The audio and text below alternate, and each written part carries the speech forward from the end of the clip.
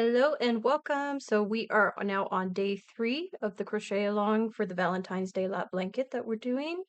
So I just wanted to use this day as the Troubleshooting Tuesday. So I'm going to go through a couple common questions. They've already been asked in the chat, but I did want to make sure that I upkeep some of the tutorials and go through some common issues with Tapestry Crochet. So I'm going to go ahead and start with row 7.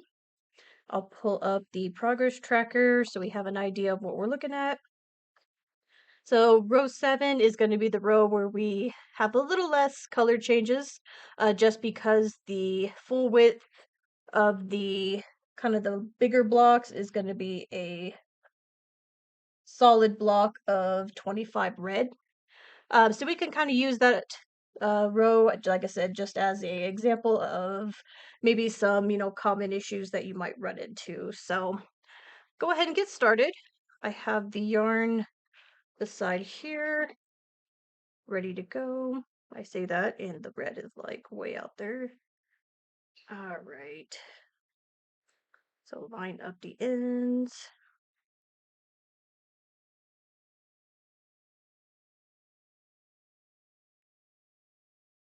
All right. Go in the first stitch,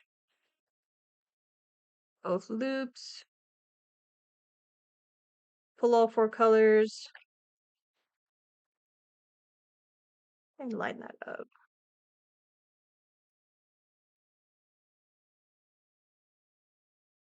We're gonna grab this dark, actually we're gonna grab the light pink, so always to kind of have an idea of the first color of the first or the row that you're working on. It does change every now and then, example, and don't get too like me in the habit of doing stuff. So first thing we'll troubleshoot is if you kind of look at this example, that first stitch is kind of hidden. So you can kind of see I do have the colors carried through it, and it just kind of makes it hard to see. So if you're kind of not paying attention, that's a possibility of it might get missed. You never know. So just if it helps, to you to do like a stitch marker or something, or just kind of be wary of, make sure that we're not going in to that second stitch. Otherwise, everything's going to be off by 1. And it always sucks to get to the very end of the row and realize you made a mistake, way, way far up. So yeah, first common thing, just don't miss that first stitch. So we're going to now switch over to the dark pink. And so I think on the row 3 video a little bit, I talked about kind of the tension issues that are common, especially if you're not used to this technique. It's always, there's, if I can find a better way of, you know, talking about tension and the best way to use, apart from just like, hey, you gotta feel it. I'll figure out the best way to do it. So as you can see here, the way I'm holding this stitch right here is not all that tight. And that's actually perfectly fine, somewhat preferable. Um, just because when you do make a swap, what happens a lot of times is you'll grab these stitches here and you'll end up accidentally like tugging. Let's say I tugged on this pink and you made it like extra tight. So let me just kind of pull that example real quick. Get some in here. And so you can kind of see where, in that color change, we really made it a little bit too tight. And so this is going to be where you'll see on that stitch, you'll actually start to see some colors poking through. And you'll say, but my tension's tight. It's like, yes, it is. And confusingly, it's always that balance of you really don't want loose tension, but it actually is worse to be more tight than you would think it would be. So, and it's basically kind of when I was doing that change, I was pulling this end, and you can kind of see this bar right here slips into the rows next to it when you do that. And that's the cause of, like, you can see the rows here, or the carried yarn poking through, because we're losing that extra bar, that line here, as well as you're actually making the stitch lean and you kind of get a divot. So as you kind of hear me say, it's like you want to give a little extra generosity, especially on the actual color change, and just make sure we're not grabbing that yarn. And so if you do see, if you frog and you do see that the back ridge is actually getting loose, that might be an indicator that hey, we're a little tight. It's not end of the world. You can fix it with the weight of the next row up, but definitely that gets less and less to the case when you end. Like the last row obviously is not going to have, you know, another row on top of it that's going to even it out. So it's, you know, as you get more done with the project, that's going to be when those mistakes are easily seen versus beginning when you have some rows and weight layering it. So let's do this. So I did 4, and I'm going to do the switch to the dark pink. First thing you'll see me a lot of times is I make kind of this V here, and you'll hear me talk about, you know, hey, this bar right here, I want it to be about twice as long as the first bar. So you just kind of want it, and that's just to counteract the direction that you're going, um, and the small hook. So it kind of looks like that. And when you're switching, so I'll switch. Just be careful that you're not grabbing this yarn and pulling like straight down, or, you know, it's going to be a little bit of a use to just throw it over the hook, kind of use this finger to hold it steady. And it's going to feel like you're almost doing it too loose. And it's, like I said, it's forgiving in a way. Obviously, you don't want it like, if you're doing it too loose, that means this bar right here mainly is the one that's too loose. So if it's like way out there and you're doing this, for example,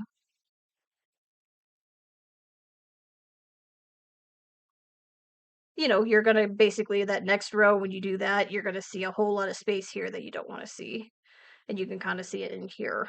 So there is a balance of but you're going to have to basically being way too loose is going to be really more obvious than if you're going to be way too tight. And you're probably going to run into more issues being too tight.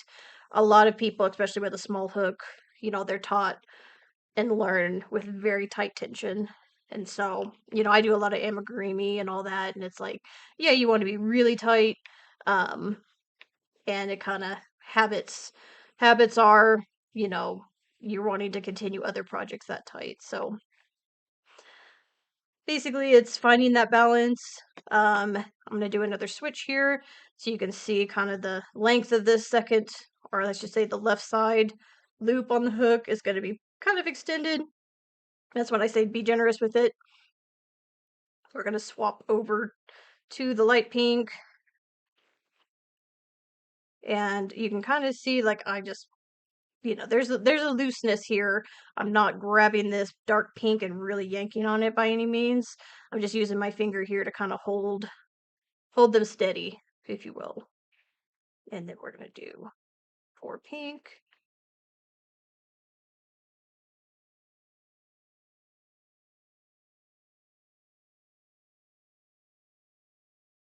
So it's going to look a lot like that, preferably. Um, and it's going to be very even on top versus if you see kind of the weird divots. So now we're going to get into this red yarn. And it's hard to see on camera because the red yarn just blows the camera out.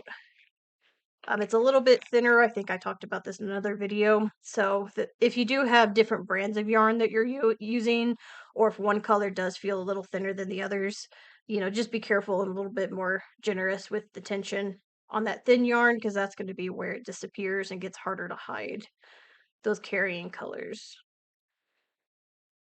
So, like I said, just you never want the hook like down like this where you're just constantly diving in, and you know, or if you're struggling, you can see here how tight that gets with tension.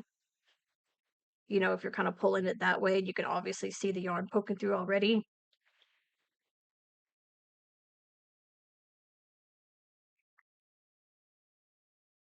So pull it, do a V, and then through. And that's when I say, like, it's always good to have a small hook, because if you were using, let's say, a I9, hook or something, there's the stitches might look the same but larger, but there's going to be more space in between the stitches because the length of the bar is going to increase, and that's when you might get seeing the yarn in between stitches poking through when you use a larger hook. If your difference is like between 3 millimeters or 4 millimeters, I've even done a couple that were 5 millimeters. I get the same result where you don't see the yarn coming through, but definitely as you get bigger, you might have to also do a thicker yarn, or even a fuzzy yarn, just to avoid seeing those colors through because it will possibly start popping out.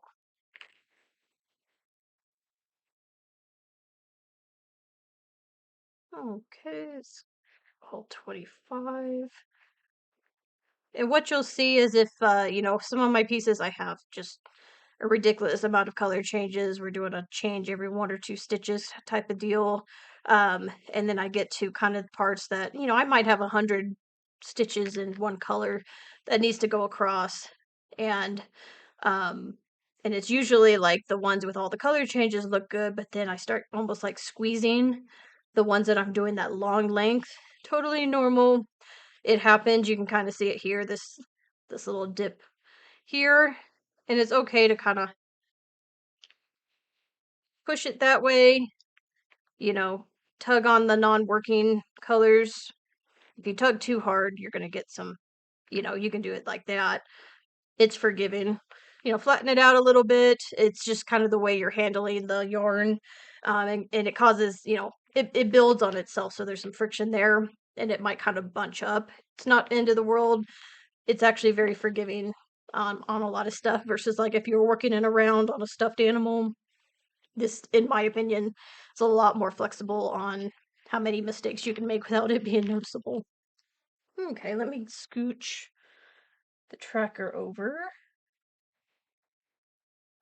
And we're probably a little bit familiar with kind of what we're doing here. Again, this row 7 is going to be fairly standard. There's not as many color changes as even the next row we're going to do. So we're going to continue with the 4-5-4 pattern, and then each of the long blocks is going to be a set of 25 stitches. So I'm going to go ahead and get that done here. I'll probably fast forward the footage so you won't, this video hopefully won't be 40 minutes long. And I'll see you back when I'm done. So give me 1 second and we'll be back.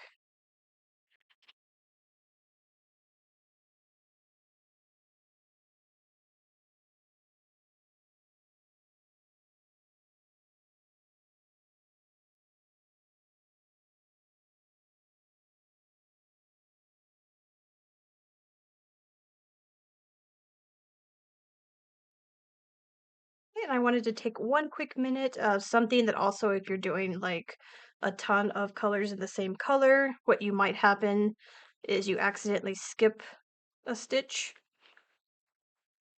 And I just want to show you kind of how hard it actually can be to find that skip stitch. And you'll be counting and counting and being like, I've done 25. What do you mean it's wrong? And you can see I skipped this stitch here. And hopefully my camera is forgiving. You see how hard that is to see? Right there. So, and that's most common with, some of these long stretches of the same color. And, you're watching TV, you're, doing everything else, and you miss a stitch. Um, and depending on the project, if let's say you're all the way at the end, do you go back and fix it? I mean, it's so you have the option, obviously, of frogging, starting over, finding that missed stitch, or if you're doing just a complete, one of the larger projects with just a ton of, individual color changes, and it's really hard to noticeable, but the count's a little bit off. Sometimes it's easier on the next row just to do uh, 2 stitches in one to kind of like forgive the mess and get your count right. Because you could also do, if you do 2 in one, you can also see it's really hard to see that you've done too. It's going to take a little bit of work identifying, where that change is. So I have had to do it before where I just fix the stitch count on the next row by doing 2 and 1 if I missed one on the below one. I always say this is about momentum.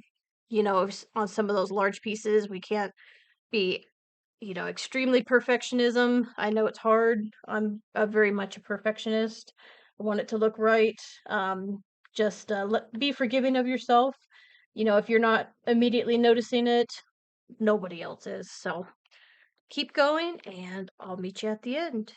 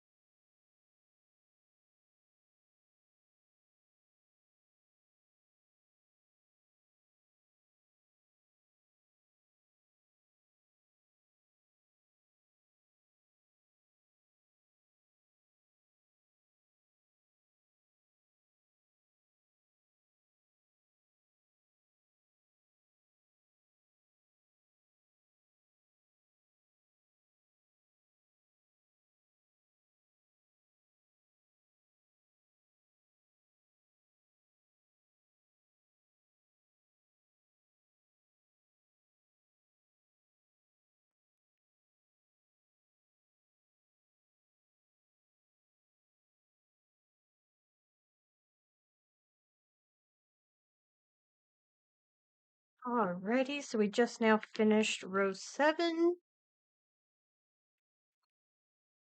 So we have that nice large triangle. We're finishing up this square.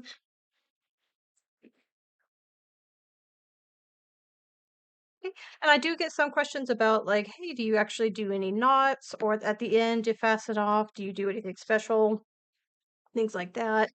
And honestly, I don't. It's not that you absolutely have to do everything I do, but what I have found is this method, because each of these is technically a little knot, you can kind of see on the back sometimes.